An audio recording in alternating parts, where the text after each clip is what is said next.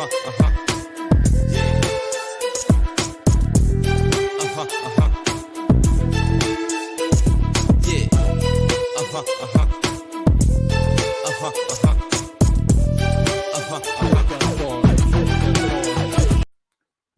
on? What's going on? Good evening. How y'all doing? It's your boy Steve Belcher, and welcome to Smashing Kidney Disease. Man, this is going to be a great show. Let me tell you, share this broadcast. This is like no other show. I want to tell you, it took me about a year and 6, maybe 7 months to get this gentleman on. I mean, definitely a superstar, kidney warrior. He's here tonight. DWhit, writer, director, producer, choreographer. I mean, he done traveled and worked with some of the hottest talents out there. Joe, Destiny's Child. I'm sorry, Joe, Destiny's Child, and there's a couple of more, but they're high-powered. And look, again, share this video. Let me just show you what he's done recently. Very, very high-powered musical video called The 13th. So I'm going to share my screen so you can actually see this. And if you haven't seen it, definitely go to YouTube and check it out. This is The 13th with My Song, rapper and artist My Song.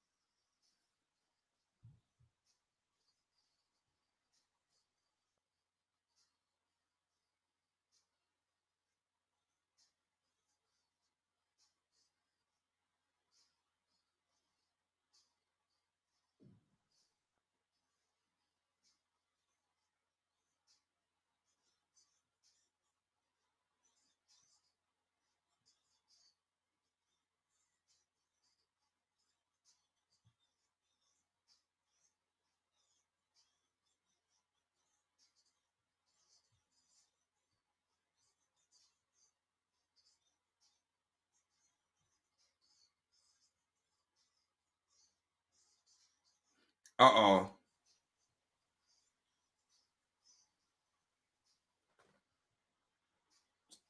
Okay.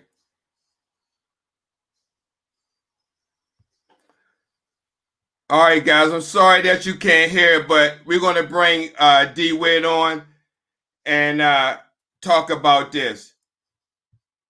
Let me stop it.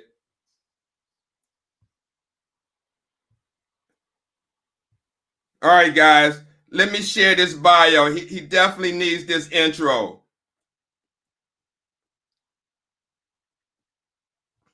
So, tonight, we're going to enter the mind of writer, director, and producer DWhit as he shares a powerful, thought-provoking tapestry of stories about the African-American experience while living in America. Now, that's what Ghetto Chronicles about.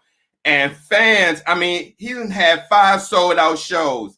The reaction from fans talk beautiful, amazing.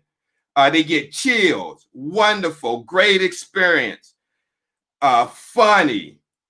They're on a roller coaster ride. So let's bring on DWhit to talk about this. And I'm going to bring that video back up and play it from my phone. So without further ado, writer, producer, director, and choreographer, DWhit.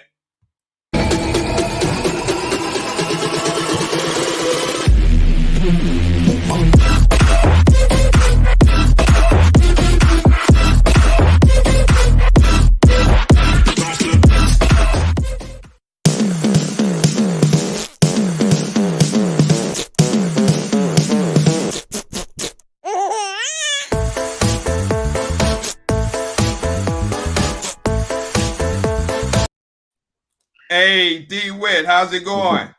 How's it going? Pretty good, pretty good. Pretty Man, good. thank you, man, for taking the time out of your schedule to come on the show. Absolutely, absolutely. It's been what, a year, almost 2 years of me trying Yeah. to get here, but I'm Oh, here. absolutely.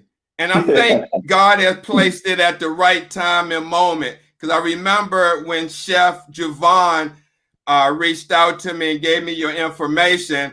And when I looked you up, I was so excited, man. After I saw your background, I was thinking I was going to get a short interview, but God wasn't ready for that to happen at that time. So I just thank God that we're at this moment, at this time for you to share your story. Now, before we go on, I apologize. I tried to share your new hit video, the 13th, featuring rapper and artist Mison, and they couldn't hear the sound, but I have it up on my phone, so I'm just going to play maybe about 2 minutes of it and let people hear Okay. this. I know it's a 4-minute clip, but here we go.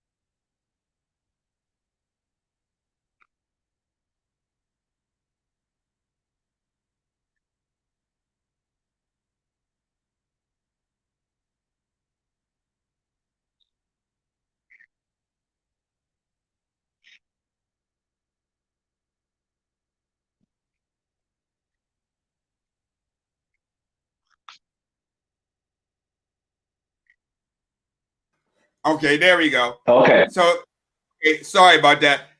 Man, this was hot. Appreciate it. Thank you. I mean, what inspired you to do this video? So the name of the song is the 13th, and it's we shorten it from the 13th Amendment from the Constitution. And if you listen to the song and if you watch the video, we're uh, uh, basically deconstructing what the 13th Amendment was meant to be for, and why it was written, and what it means to African Americans in this country. Uh-huh. Again, people said they didn't have no sound, man. But it Yeah, I probably heard a did. little of it in the beginning, but the sound went out. Yeah, because Went what off. I did was took my mic out, and I forgot to put it unmuted. But I mean, this is amazing, man. Now let me ask you, how was having kidney disease and directing this, producing it, and writing it? I mean, how were you able to do that? Not that you couldn't do it, but did your disease come into play with that? Well, no, my disease doesn't come into play with um with creating. I've been creating before I realized that I had kidney failure, which was actually I was diagnosed in 2008 on a trip back home visiting in Baton Rouge, Louisiana, where I'm originally from.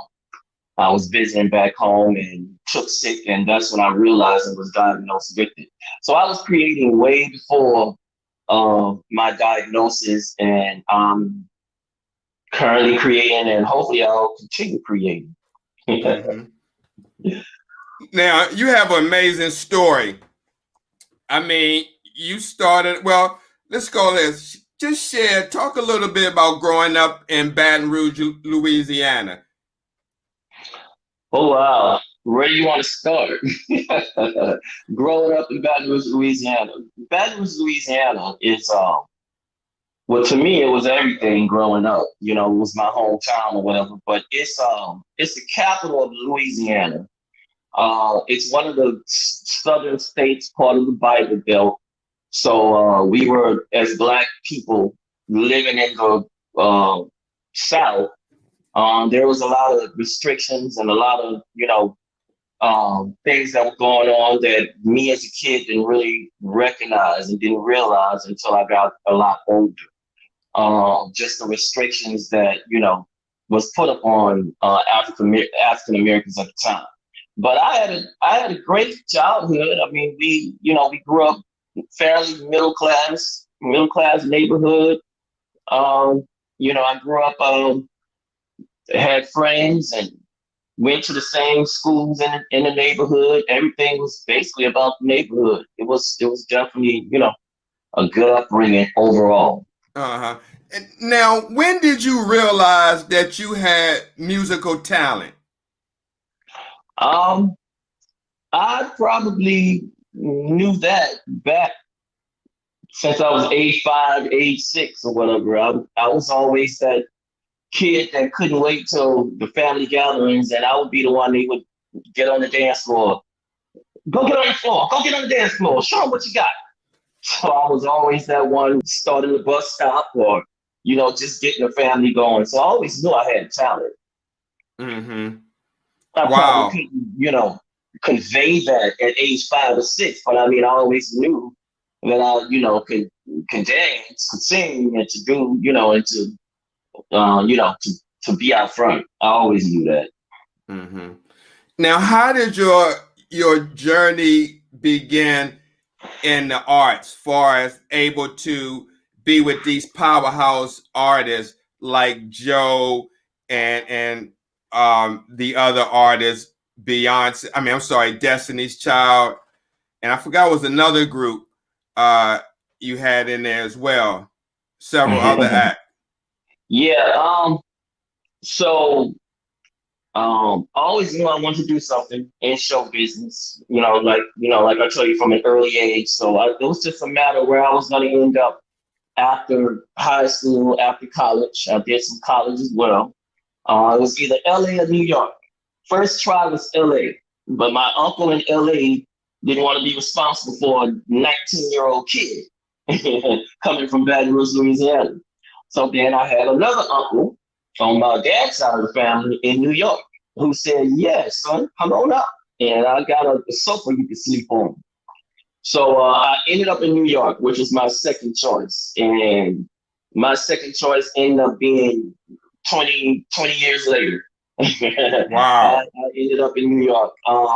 So when I first came, I just started auditioning for everything. I mean, I didn't know what I wanted to do. I wish I could sit here and tell you I had a plan and it was written out or whatever.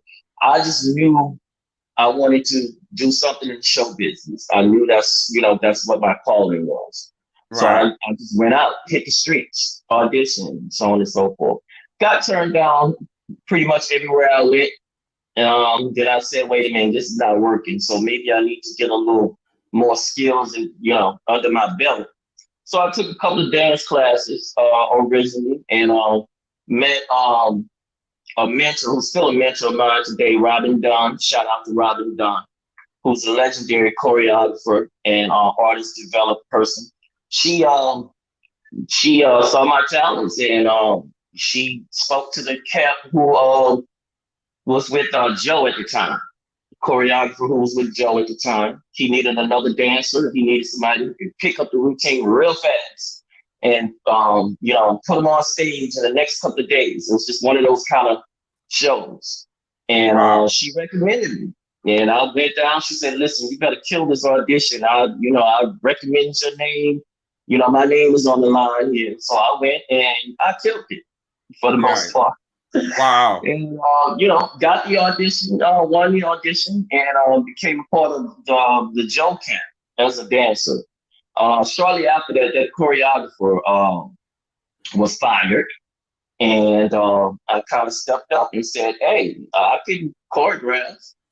Didn't really know what it took to choreograph. I had never choreographed anything before, but I knew I always made up dances and I always picked up the latest dances, in front of the TV. So I just stepped out on faith, and Joe pretty much said, "Well, let's see what you got. If I like it, we'll use it.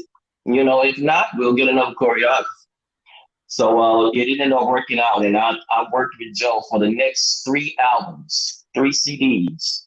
And we toured everywhere, internationally.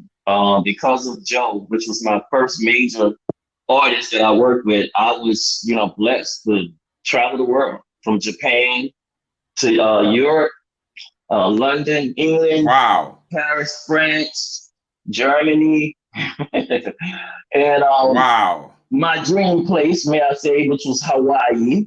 Out of all the places, that's my dream awesome. place. So I was able to do all these things through him, and through that, and through Joe, I must say, I met a lot of other artists, and the industry is real funny. It's real cliquish. It's like, there is no, you don't go and fill out a resume to do certain things in the industry. If you're in the clique, if they know that Joe has a good choreographer and, he's easy to work with and talented, okay, call Joe's choreographer.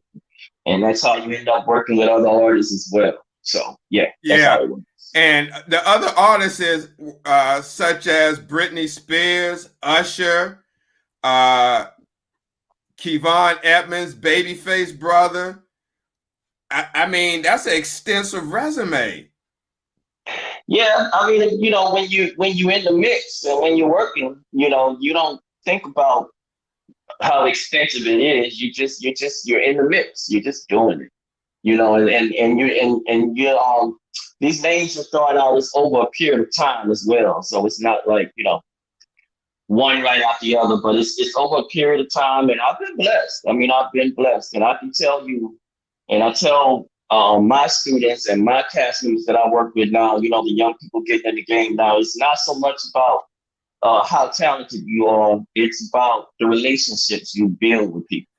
It's all about relationships with me. About 80-90% of the work that I've been given or that I've gotten in this industry has been through relationships, just building good, strong relationships with people, not just talent.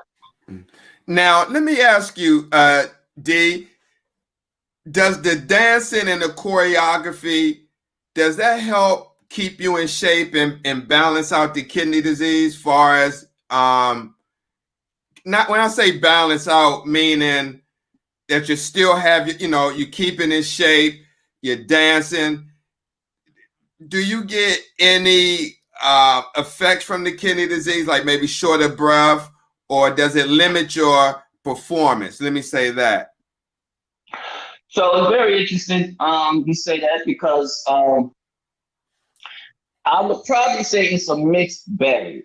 I will say that it probably doesn't, the side effects of what, this kidney, failure can do, and the treatment of dialysis can do. There's a whole plethora of side effects from just shortness of breath, like you mentioned, cramps, just body aches, and and everybody's recovery time is different.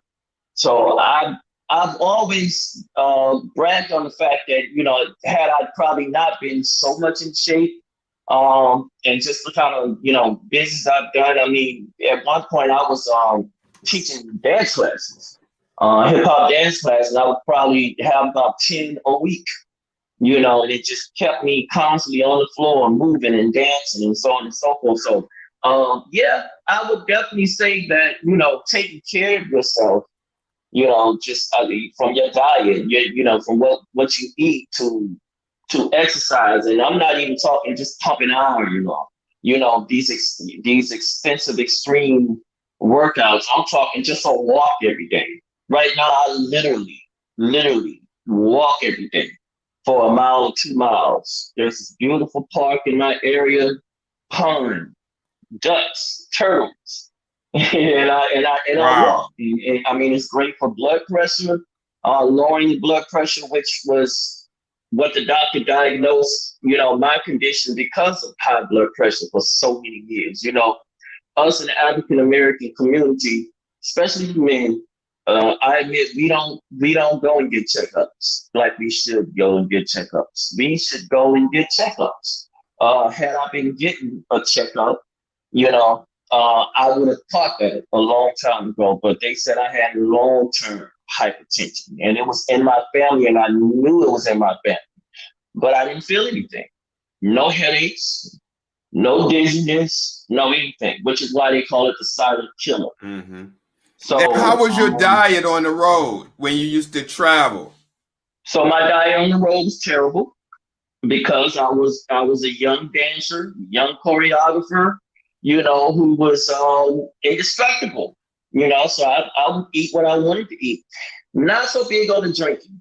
So I've always, I would have a margarita or a daiquiri or something like that, every now and then. But I was not heavy on the liquor like most of the entourage was. But I mean, we would eat. We would just stop at McDonald's as soon as we get out of the airport. Especially Joe. He was synonymous for like let's stop at fast food. Let's grab something before we get to the hotel.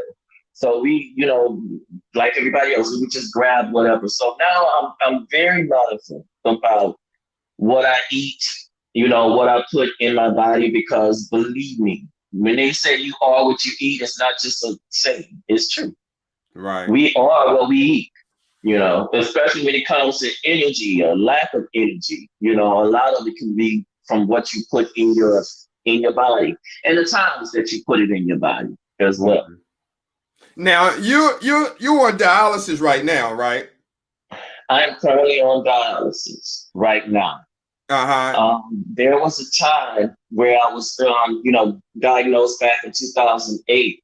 I went through a period of denial because I felt indestructible. I was a choreographer. I was traveling the world. I mean, I had just wrote my first stage play, Ghetto Chronicles, and I felt indestructible. So I didn't really take to the diagnosis at first.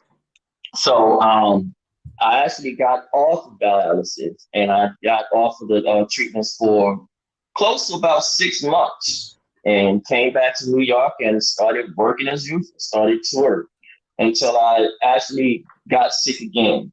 And what the doctor told me was that, it was bound to happen because I never took care of the root problem. And the root problem was basically the hypertension, the high blood pressure, which I never really took care of.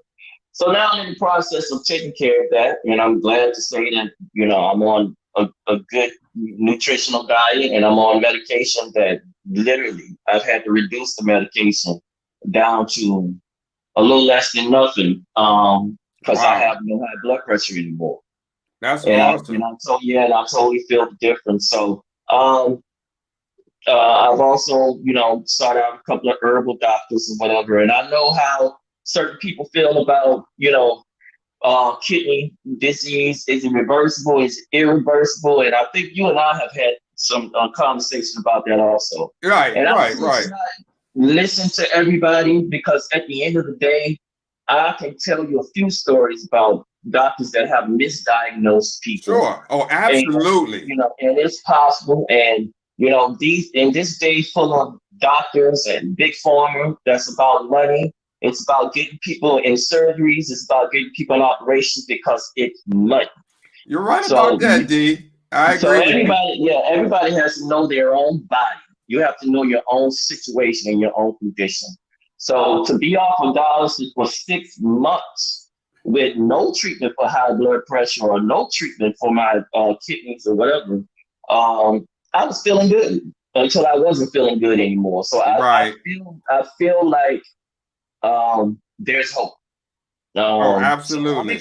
I'm just gonna say I'm exploring all options, and at the end of the day, God is the one I answer to, not Dr. Johnson or Dr. Smith or whoever. No, absolutely. Absolutely. Now, do you do home dialysis or you go in center? So I tried home dialysis several years back, and I couldn't take it, man. It was too much equipment. You need Right, an right. extra room and walk-in closet for all the boxes of Sure. of equipment and fluid and stuff that they send to you that you have to use every night, to cleanse your system or whatever. So it was a lot. And for some people it worked, but it didn't work for me. So I did it for about maybe close to 2 months. And yeah, I ended up back in a center. So I'm going to a center now. Right, right. Mhm. Yeah. Now, let me ask you, um, when you hear fans, okay, starting where you started off at, and when you hearing fans come out of your shows saying that it was enlightening, or this is their second or third time coming, uh, empowerment, great message. What goes through your mind when you hear this about something you started 2006, and here it is now 2020, 2020. and you hear this? It feels good. It hits the mark. It's just what I want to hear. It's just the whole point. My whole thing is I'm at the point now, and I've worked with a lot of different artists. I've done background singing with artists. I've done background dancing. I've put their shows together, and hasn't always been the music that I liked, or the music that I enjoy, or the messages that I enjoy. So I always knew that my purpose was to create my own show and put forth my own messages, which are positive messages, which are messages of empowerment. If you come to the show, anyone who's seen a Ghetto Chronicles show, they feel empowered when they leave, with the messages and what we're talking about. And yeah, I mean, we have fans that literally have been to 5, 6 different shows, and it kind of boggles my mind because it's the same for the most part. It's the same cast, it's the same songs, it's the same venue, it's the same show. They know what's going to happen next, but they love it because of what it stands for and the messages. And we're blessed in the middle of a pandemic where Broadway is shut down. There is no Broadway right now. There is no theater. There's no off Broadway. There's nothing going on because of the pandemic, which is understandable. But we are still blessed to be invited um, to the Bronx on September 19th to perform, for that community, to basically do an encore show because we were just there in August. Um, Wow. with a young lady who's running for assembly in the Bronx, District 78, Shaniqua Charles. And shout out to Shaniqua. She invited us up in August. She's re-invited us up to come back up to perform for her community again. And You haven't checked out this young lady. She's just throw it in there. She's doing tremendous work for her community in the Bronx. And I'm just proud to be invited to be a part of it and to be a part of everything she's doing up here. Now, is this the first show since the pandemic? So this is the second show since the pandemic. We hunkered down. I mean, we quarantined like everybody for the past 6 months. The last show we did before we quarantined was in March, where we performed at St. John's University here in Queens, New York. And it was an amazing show, but literally like the day after the show, the governor, did a press conference, was like, that's it. We're shutting down. So we shut down. So we were back on the stage for the first time in 6 months in August, the last month. And so this will be our second show since the pandemic. Mm-hmm. Now, what caused you to go on a 7-year hiatus? So what caused me to go on a 7-year hiatus was mostly, I would probably say, more family influenced. I had a lot of people in my ear and a lot of family with good reason because, out of love, they felt that I should slow down. I literally slowed down to the point where where I wasn't performing at all or taking any gigs or whatever. And I moved. I moved back to Baton Rouge, Louisiana. So I left New York and lived in Baton Rouge, Louisiana, and my mom at the time, who's passed away since then, was taking very good care of me. And, I just kind of did the home thing because everybody was back at home and no one was in New York, and I had to take into consideration that if I got ill and something was wrong, who would be here? So, So we took a 7-year hiatus, but what's interesting is even in that 7-year hiatus, somehow I managed to put together a cast in Baton Rouge, Louisiana, and we took the show Ghetto Chronicles and we toured it to the high schools in Baton Rouge. So within that 7-year hiatus, I was still touring the show with a whole different cast. It was a Southern cast.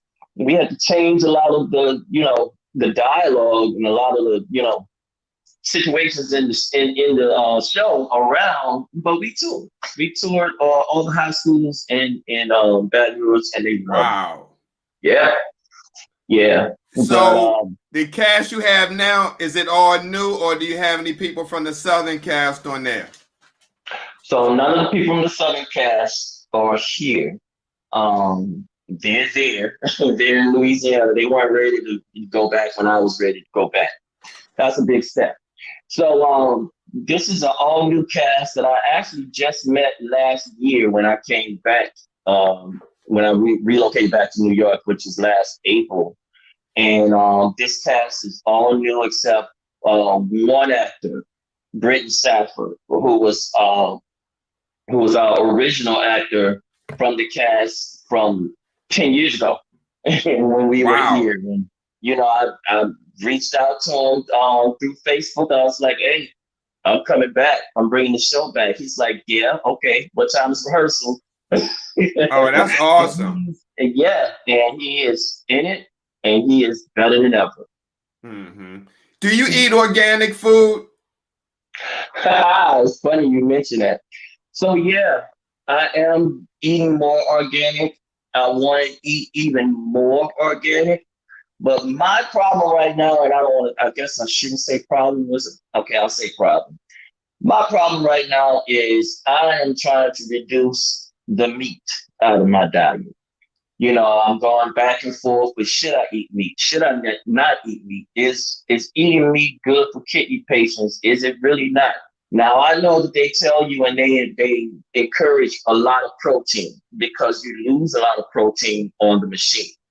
But after my research, I'm learning that there is a whole lot more protein in other foods than people like to say it is. For example, nuts, plenty of protein in nuts. There are plenty of proteins in green leafy foods. There's protein in other foods, and I just really feel like meat can cause a lot of problems down the line. And you may be fine for years and years and years and years and years. Some people are fine. My dad eats pork chop. He's 73 years old. He doesn't like chicken. He likes pork chops. He'll fry a pork chop or bake a pork chop on a daily basis. And this man has been in the hospital once, and it was for something minor. And he's 73 years old, and he's a carpenter. He's a contractor. He still gets on the roof and builds houses at 73 years old. So I'm not one to say that meat is bad and you should not have meat. But I just feel like for me, and if I want to get more organic, I'm taking out dairy. I'm not doing dairy anymore because I fell in love with almond milk. I'll never go back to cow's milk again. Once you taste almond milk, it's just as good. So to answer your question, more organic, less meat. Wow. Now look, in Louisiana, especially you say in Baton Rouge, which is the capital, is kidney disease, is it a high rate of kidney disease down in Baton Rouge? So what I know is what I've been told. And what I've been told is it's a very high rate. For percentage, I don't want to give you a false reading of percentage because I don't know. Sure. But I will tell you from the time that I spent down there in dialysis treatment, the past 5 years, there have been 3 brand new facilities that are in the same area because the center that I was going to was filling up the shifts. They have your morning shift. They have they have your first shift, your second shift, your third shift. But we had a full nocturnal shift. So to build 3 more centers in the same area, proximity, I'm not talking about 30 miles away, the same proximity, same area, that tells me that there's a high percentage. And I will tell you, just based on the center I've been going to, I will tell you it's mostly African American. And it's not your grandma African American. It's me. It's guys as young as I am and younger and and females or whatever. It runs together. It's us, African Americans, mainly. Mm-hmm. And I think a lot of it have to do, and everybody have their own reason on their kidney failure. Everybody have different percentages of how much failure or whatever. I personally feel like they just, I feel like they just throw everybody on the machine, or everybody gets the same blanket diagnosis, and boom, you need dialysis or whatever. But everybody's situation is different, and but at the end of the day, I feel like rather it's high blood pressure, rather it's drugs, drug addicted or whatever the case is, what got you there. It's definitely things that you can do better before you get to that point. Mm-hmm. Mm-hmm. I want to show. Let me ask you, how did you get Kango Kid to perform? And a lot of people don't know Kango Kid with UTFO, Roxanne. Oh, yeah. Yeah. He's a legend, man. He's a legend. So we have a mutual friend. Okay. Shout out to David Ford. David Ford is the famous David Ford who has eyewear, one of the number 1 eyewear companies in the world. And he's the mutual friend.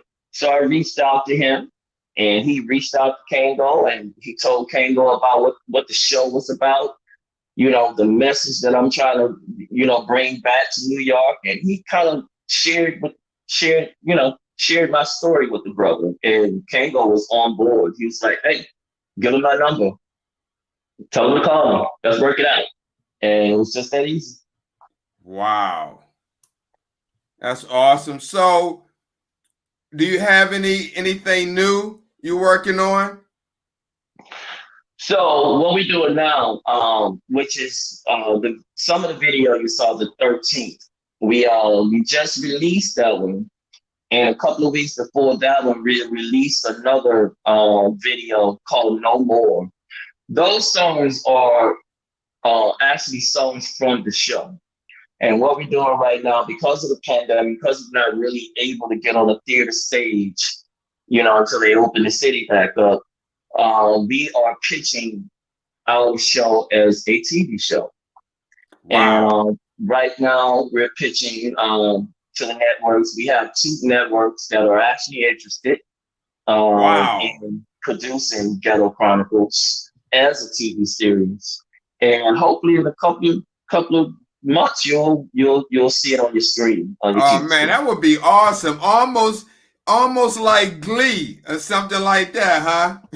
Yeah, but a little less polyamorous, Right. and a little Right. more, and a little But more. no, but that same concept in a sense, but that would Same be awesome. same concept, minus the consistent storyline that they have. Got See, you. every show they have the same characters, and they all go to school, and they just kind of go through the scenes and sing the songs during their school day or whatever. Ghetto Chronicles is every scene is a different song, it's a different story.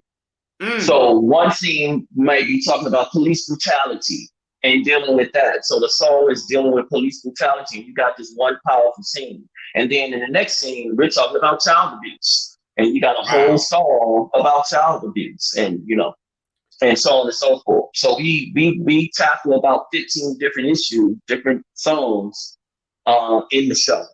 So that's how we would run that TV show as well. It would be, I would probably say, for lack of a better word, I would say sketches. You know how you see comedy sketches, let's say like David Film Show, and it's hilarious comedy sketches.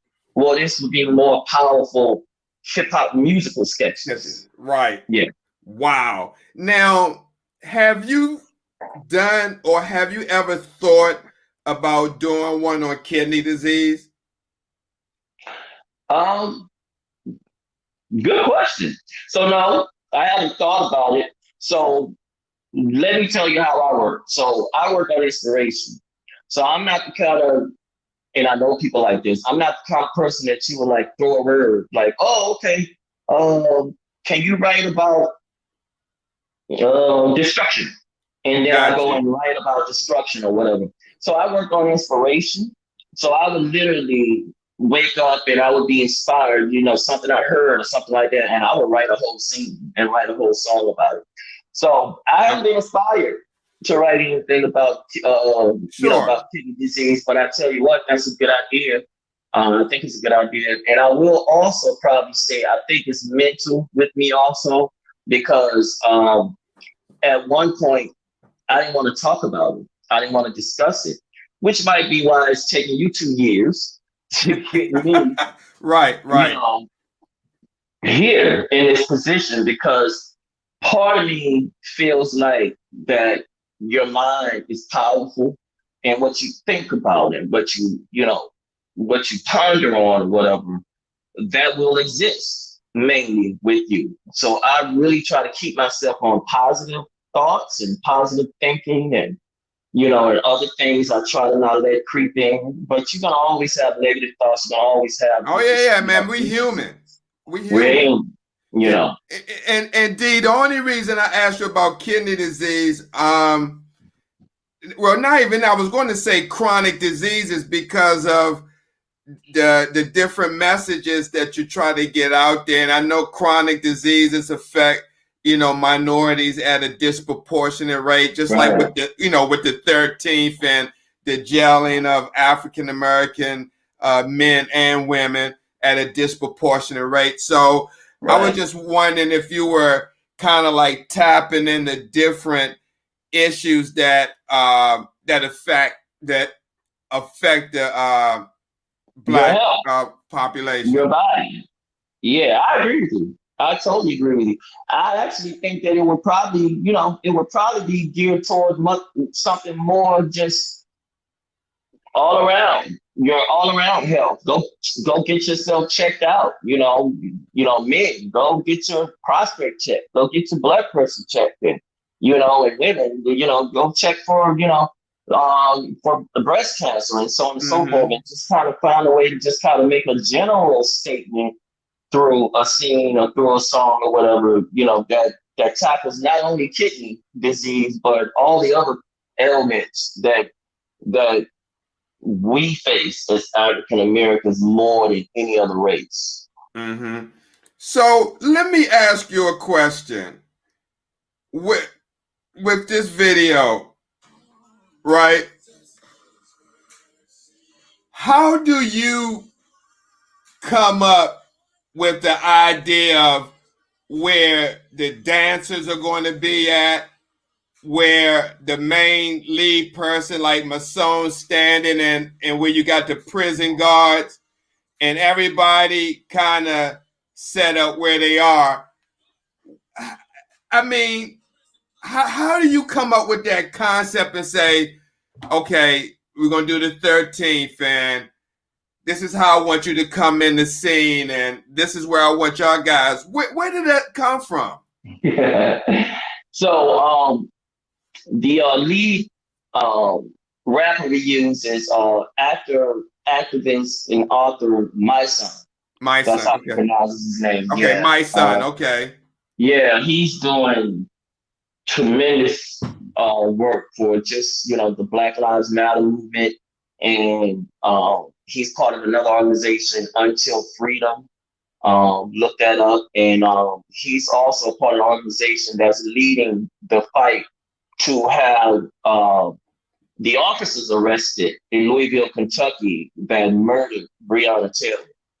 And they're literally down there. I mean, they literally relocated to Louisville, Kentucky. They moved, packed up, and moved down there. Got an apartment and moved down there. And they're locally training other activists down there to continue to fight, even if they're not there, just to continue, the peaceful protesting and everything. So they're very committed. And I was just thankful to even have him to fly back into New York to be a part of this video, as well as record the song.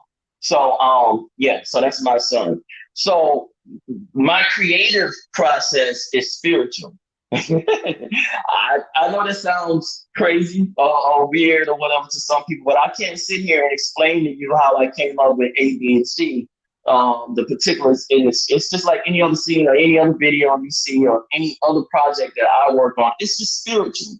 I mean, it's just in my head. It's spiritual. I know where I want this person to stand. I know where I want this person to do. I know what I want the wardrobe to look like.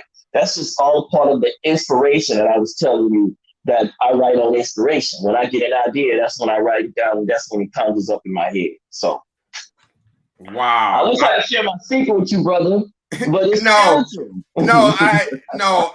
I feel you because I'm the same way. What I do, like with these shows and my posts, is more spiritual as well. It just kind of comes together. Absolutely. And you know it's coming together. No one has to tell you. You'll know because it feels good to you. It feels right, right? Absolutely. Yeah. Absolutely. Wow. Now let me ask you, someone's watching right now that has a creative talent, but they kind of, put out the flame because of kidney disease or maybe some other chronic disease that may have them tired or just not feeling well all the time. Any advice or thoughts you can share based on your experience? Right. So you said put out the flame. My flame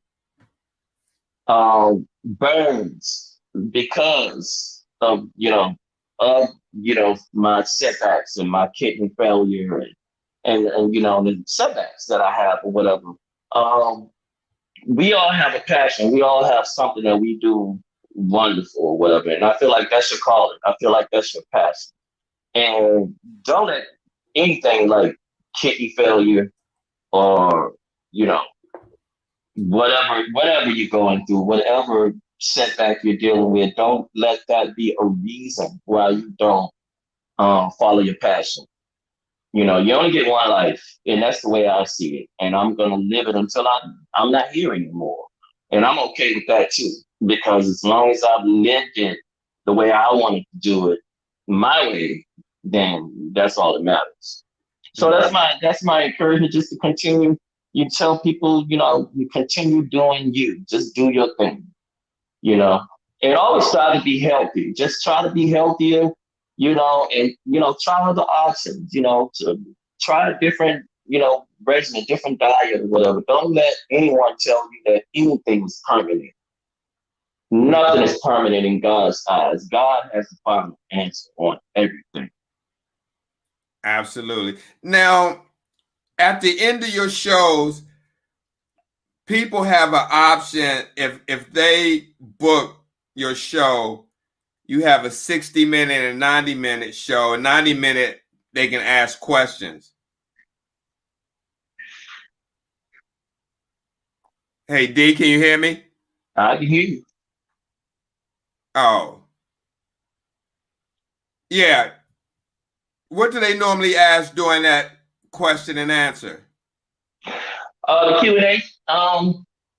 So we just had a Q&A after the last show last month, and most of the questions are usually, specifically on specific scenes. They want to know how we, came up with the meaning behind those scenes. And for example, we have we have a scene called Labels of Society, where each cast member is wearing a different T-shirt with a different label on it, not so good label on it, that most people, when you walk down the street, they may, see them as or assume that that's the kind of person they are or whatever. So the whole song is about, I refuse to be a victim of your ignorant depiction of the way I look, the way I am, and so on and so forth. So people, that resonated with people, and they wanted to know, how do we come up with some of the different names, some of the different labels that we,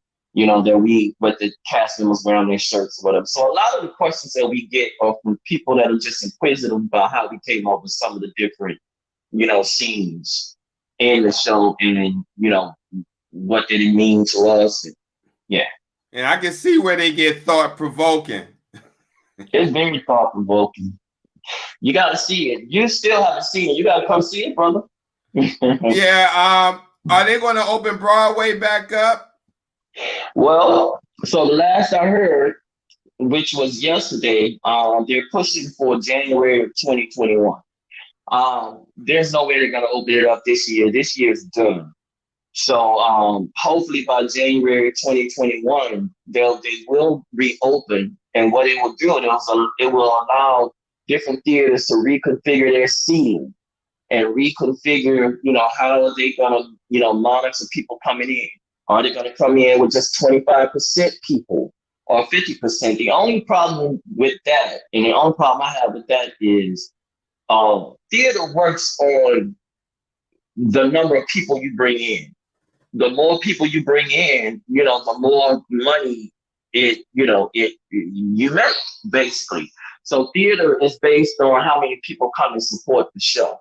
Anybody that's done theater, they know that theater is very expensive to produce and to put together or whatever. And anyone who's doing theater, they're not looking to be millionaires, not off the bat.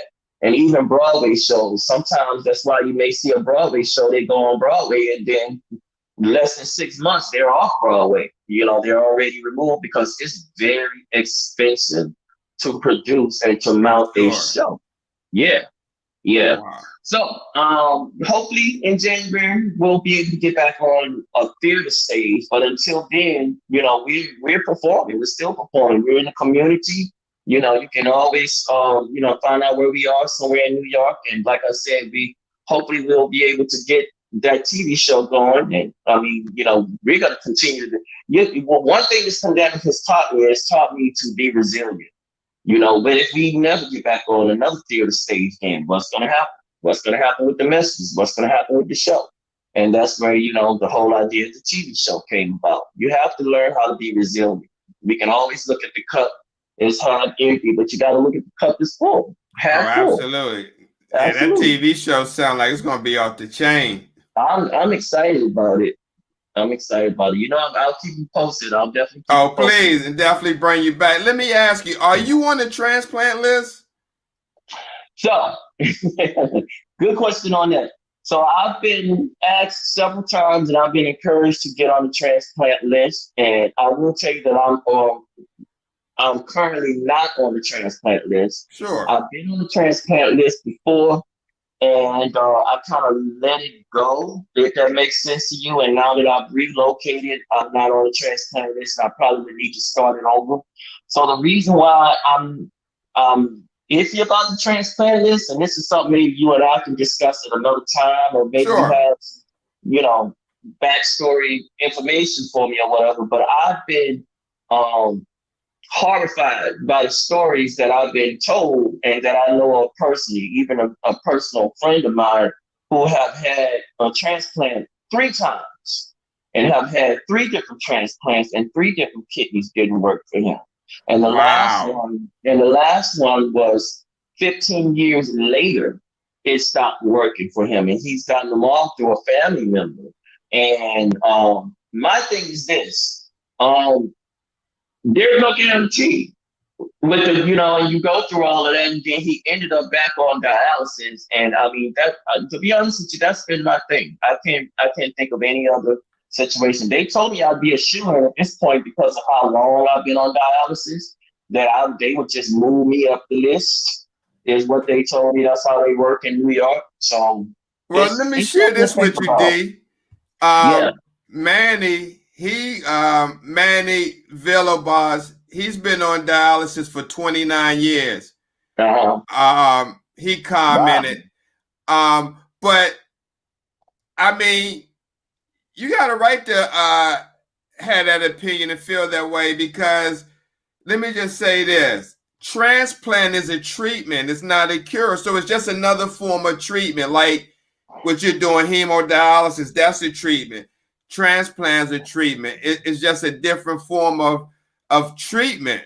We know that people have a better life most of the time with transplant, but that doesn't mean that it may always turn out right. So there's no guarantees. Exactly. So, hey man, you definitely have a right to feel that way. And long as you're feeling comfortable, and like they say, if it ain't broke, don't fix it. I mean, I feel good. I mean, I honestly feel good, and I think I attribute that to the fact that I wake up with a passion on my mind to continue doing what I do. I don't wake up like, woe is me. I have this problem. I have that problem.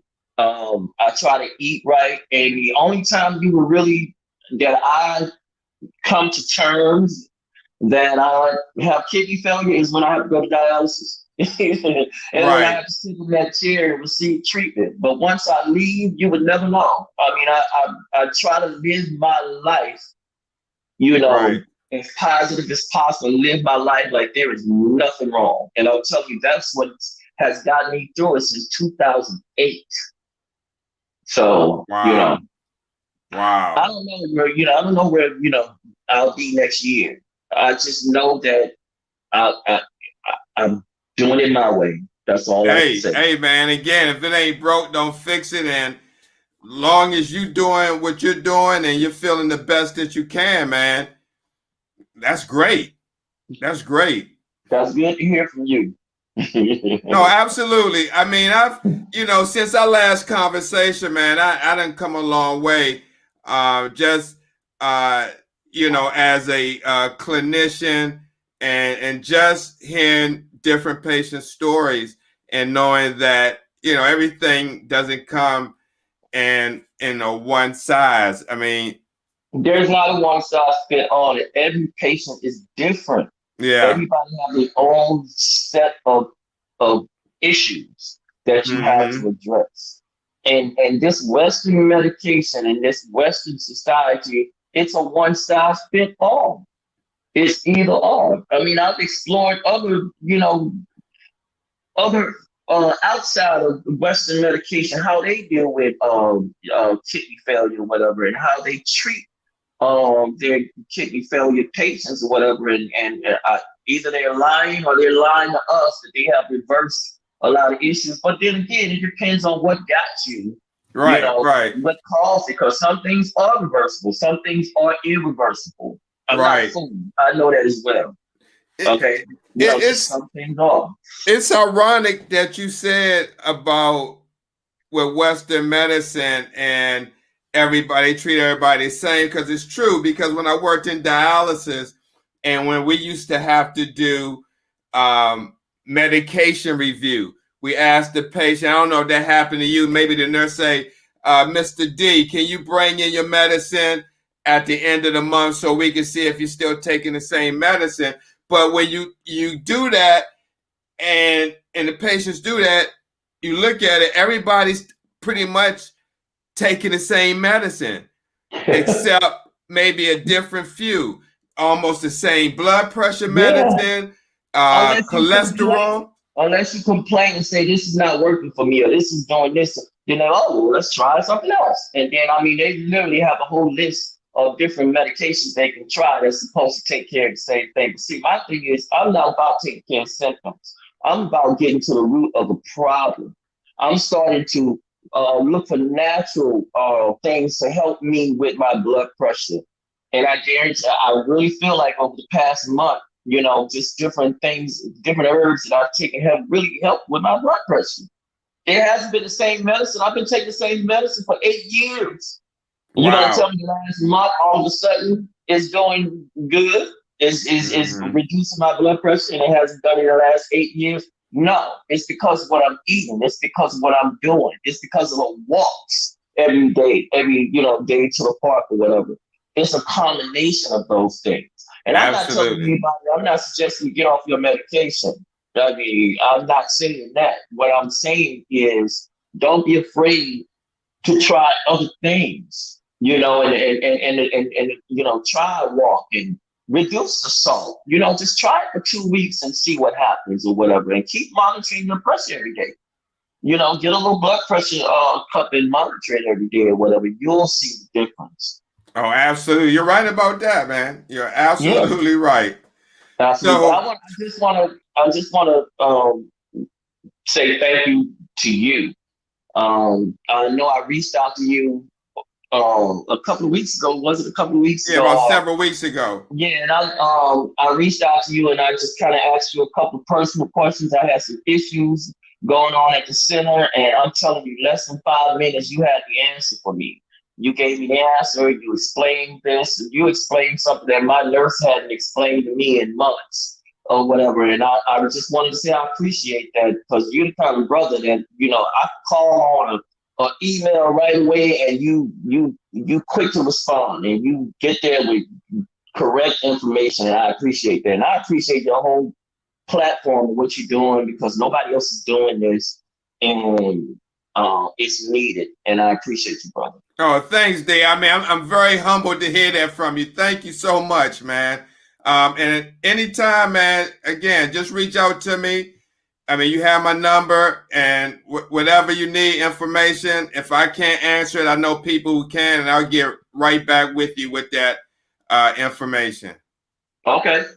And again, man, thank you for, we're over the hour, but thank you for just taking the time out of your busy schedule.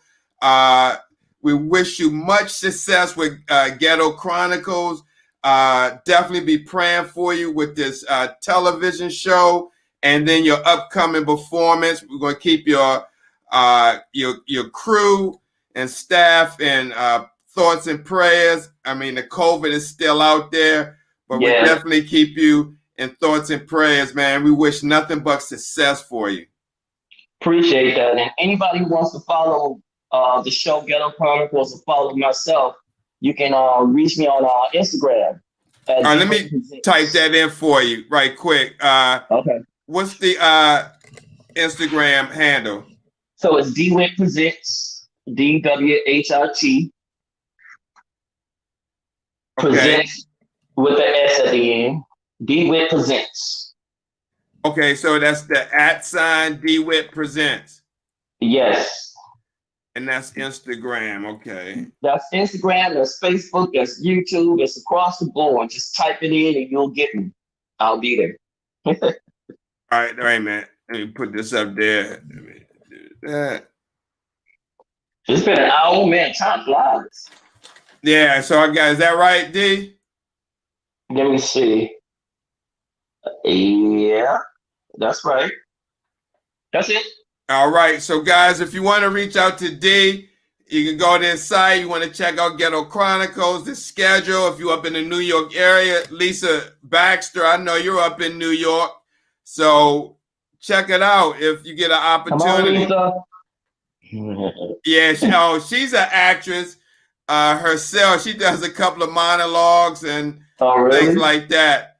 But I don't think she could keep up with your review. I don't know. I don't know. Lisa might have to speak for herself. Right. Yeah. All right, D. But again, thank you so much, brother, for coming on. And I want to bring you back after your performance to see how it went. Absolutely. Looking forward to it. All right, man. Take care. God bless, and talk with you soon. Take care. God bless. All right. Thank you. Okay. All right. Guys, this has been a great show. Like I said, if you want to reach out to DWhit, see Ghetto Chronicles, what's going on. There's there goes handle for Instagram and Facebook. Hope you guys enjoyed it. I tried to, I got thrown off because I tried to share my screen with the YouTube and it just threw off my green screen. So that's why you see the natural background.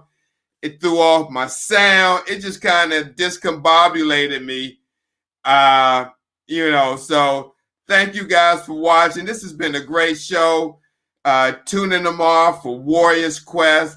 And then on Thursday, Tamika and I got Arthur and Kidney Warrior, Artavius Veazey. I mean, he was co-host on Warrior's Quest, I believe last week or a week and a half ago. But he's going to be on the show this Thursday. And Sherry, thank you. I appreciate you. If we're not friends, send me a friend request. But thank you so much for coming on and supporting the show. I appreciate you. God bless you. And just keep an eye on us. We're going to have multiple shows coming up. So, and Bridget, thank you as well for watching. And share, like our page. Again, we talk about kidney disease and anything that deals with it. So thank you guys for watching. God bless you. Thank you for hanging around. We'll see you soon. Again, check out Warrior's Quest tomorrow with host Jared A. Brown, 8:30 Eastern Standard Time. Have a great evening. God bless.